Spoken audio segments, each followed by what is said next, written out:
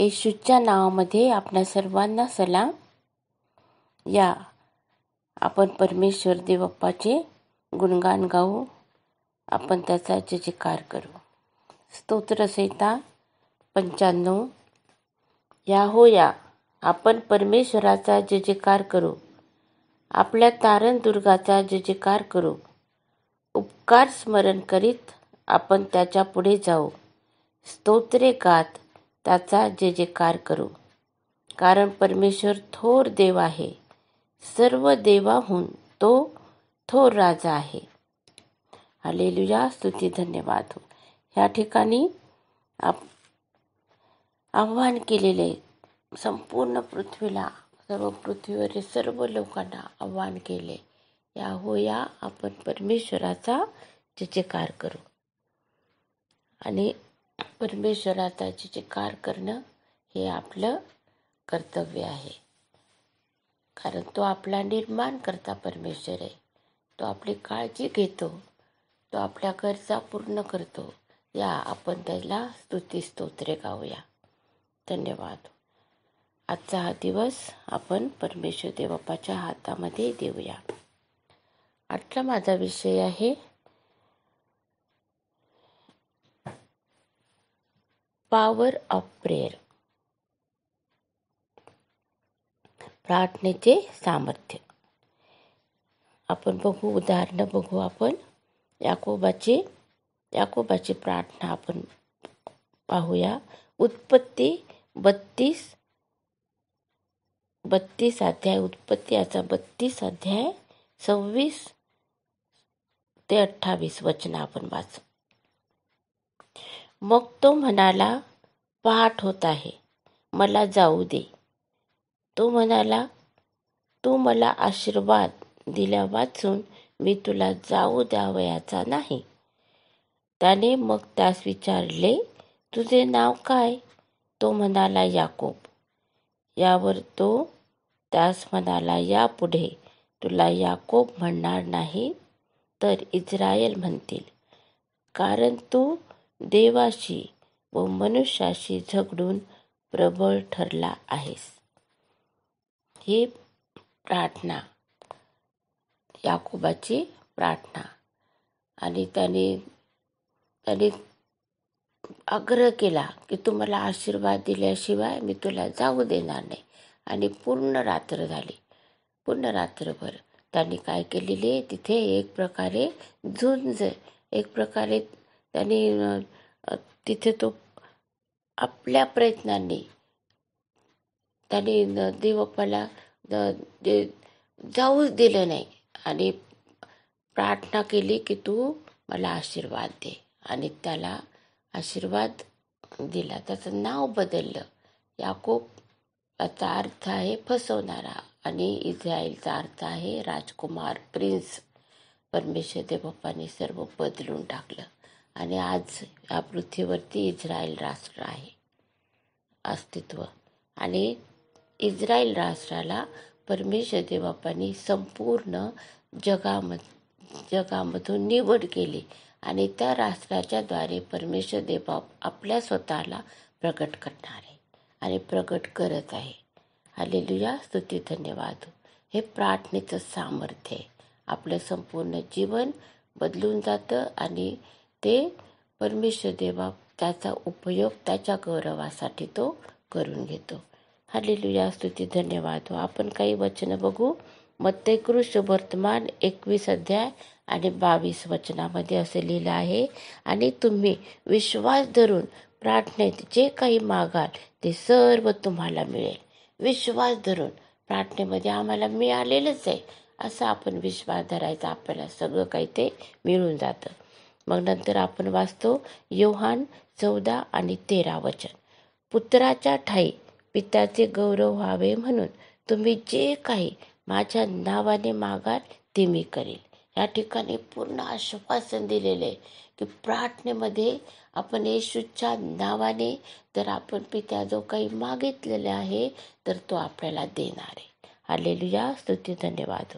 आणि मग नंतर आपण वाचू योहान याचा 15 अध्याय आणि 7 वचन.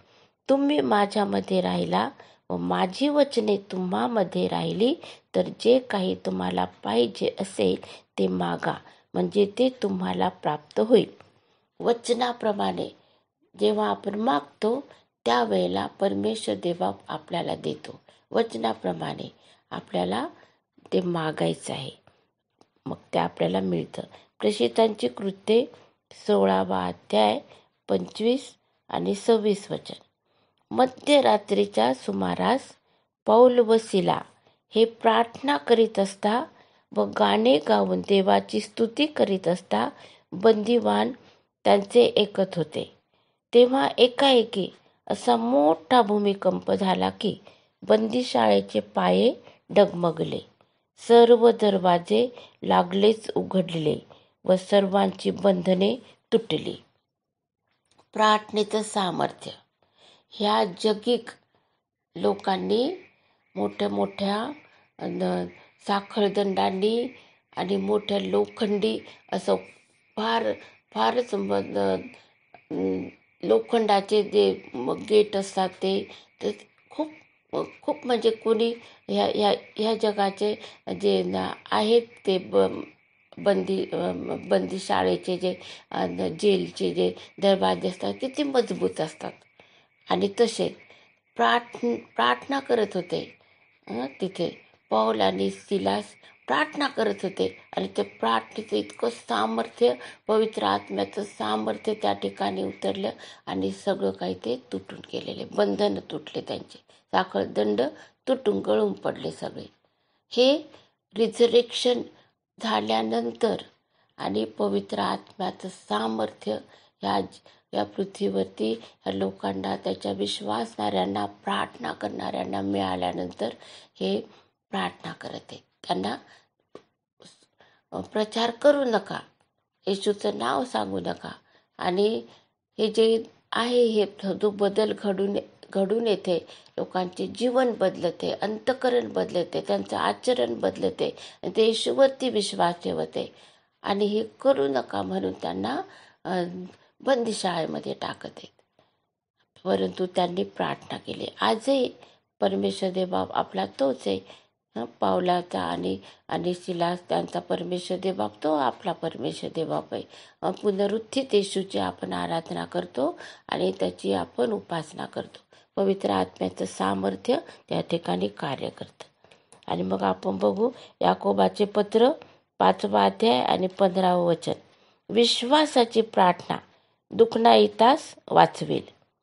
जे कोणी आजारी असतात त्यांच्यासाठी आपण प्रार्थना करतो आणि विश्वासाची प्रार्थना काय करते, त्यांना बरं करते.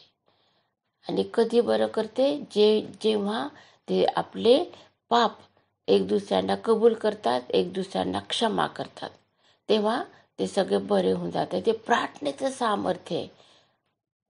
हालेलुया, स्तुती, धन्यवाद.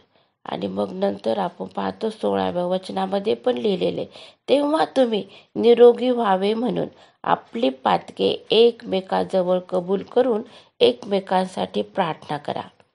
नीतिमानाची प्रार्थना कार्य करण्यास फार प्रबळ असते. नीतिमानाची प्रार्थना, ज्यांनी येशूवर विश्वास ठेवलेला आहे, हालेलुया, स्तुती, धन्यवाद, ज्यांनी येशूवर विश्वास ठेवलेला आहे आणि त्यांच्या पातकांची क्षमा झाली आहे, त्यांना पूर्णपणे आश्वासन मिळालेलं आहे, आणि जे वचनानुसार प्रार्थना करतात आणि येशूच्या नावाने पित्याच्या जवळ जे काही मागतात ते सर्व परमेश्वर देव देणार आहे. आज आपल्याला प्रार्थना कशी करावी आणि कोणत्या गोष्टींसाठी प्रार्थना करावी हेच फक्त आपल्याला त्याचं नियोजन करायचं आहे. आपला वेळ ठरवायचा आहे आणि आपल्याला नियोजन करायचं आहे. आम्हाला कोणत्या गोष्टींसाठी प्रार्थना करायची, पुष्कळशा गोष्टी आपल्याजवळ प्रार्थनेच्या. आणि आपण पाहतो की एजकेल 22 आणि 31 वचनामध्ये लिहिलेले की परमेश्वर देवाने आकाशातून अवलोकन केलं की कोणी आहे का यरुशलेमेच्या खिंडारांमध्ये उभं, मध्यस्थीची प्रार्थना करत आहे का कोणी, मी भूमीचा नाश करू नये म्हणून कोणी मला विनंती करत आहे का. मग मी पाहिलं स्वर्गामधून, मला कोणी दिसलं नाही. तुम्हाला फार विस्मय झाला. परमेश्वर देवाला त्याच्या मध्यस्थीसाठी त्या खिंडीमध्ये उभं राहून आपल्याला मध्यस्थीची प्रार्थना करायची. आपला येशू हा आपला महायाजक, तो आपल्यासाठी आज रात्रंदिवस प्रार्थना करत आहे. हा कृपेचा काळ आहे आणि तो आपल्यासाठी प्रार्थना करत आहे. आणि जेव्हा आपण प्रार्थना करतो त्यावेळेला येशू पण आपल्याबरोबर प्रार्थना करत आहे. हालेलुया, स्तुती, धन्यवाद. प्रार्थनेचं सामर्थ्य, विश्वासणाऱ्यांच्या प्रार्थनेचं सामर्थ्य, नीतिमानांच्या प्रार्थनेचं सामर्थ्य सर्व काही बदलून टाकण्यास, मग बदलून टाकू शकतं ते. आणि ते बदलणारे सर्व बंधनं तुटणारे, पापाची बंधनं, सर्व बंधनं तुटून जातात आपल्या देशासाठी. आणि ज्यांचं तारण झालेलं नाही त्यांच्यासाठी आपण प्रार्थना करावी, मध्यस्थी करावी आणि त्यांचं तारण निश्चित होणार. येशूच्या नावाने परमेश्वर देव आपल्यासाठी दार उघडणार, सर्व दार उघडणार. बंदीशाळेमधले ते दार उघडले आणि साखळदंड तुटले. परमेश्वर देव काल, आज आणि युगानुयुग एकसारखा आहे आणि तो आपल्या प्रार्थनांचे उत्तर देणार.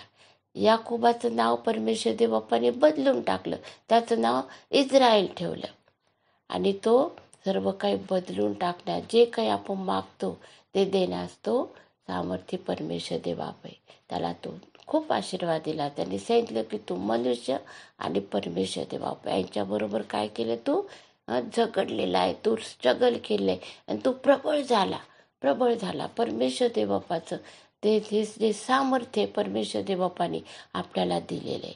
कोणत्या पण परिस्थितीमध्ये परमेश्वर देवबापाच्या समोर आपण येणार आणि प्रार्थना करणार. या आपण आपल्या देशासाठी, आपल्या समाजासाठी, आपल्यासाठी आपण येशूच्या जवळ, येशूच्या नावाने आपल्या स्वर्गीय पित्याजवळ आपण प्रार्थना करूया, विनंती करूया.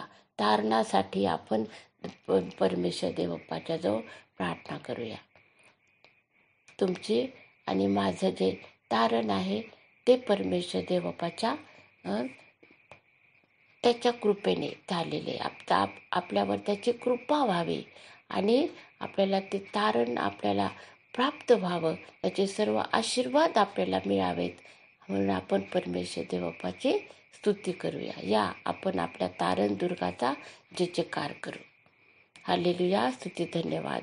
येशूची शांती तुमच्या आणि माझ्या अंतःकरणामध्ये राज्य करू. आमेन.